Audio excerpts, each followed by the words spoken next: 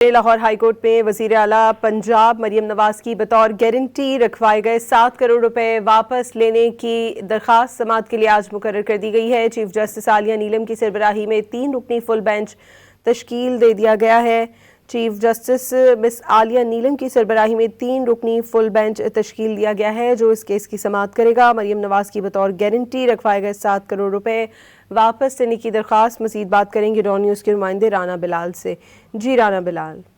जी देखिए, Chaudhary sugar mill case में वज़ीर आला पंजाब मरियम नवाज की बतौर गारंटी रखवाए गए 7 करोड़ रुपए वापस लेने की दरखास्त पर आज लाहौर हाईकोर्ट में समाअत होगी। मरियम नवाज की मुतफर्रिक दरखास्त को रजिस्ट्रार ऑफिस ने समाअत के लिए मुकर्रर कर दिया है। 3 रुकनी बेंच मरियम नवाज की दरखास्त पर समाअत करेगा और चीफ जस्टिस मिस आलिया नीलम इस फुल बेंच की सरबराही करेंगी, जबकि दीगर जो 2 जजेज हैं वो भी फुल बेंच का हिस्सा होंगे।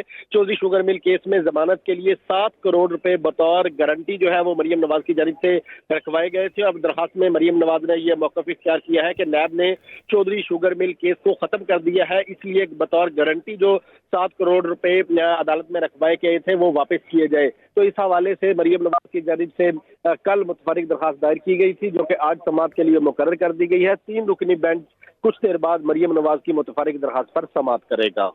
बहुत शुक्रिया राना बिलाल आपका।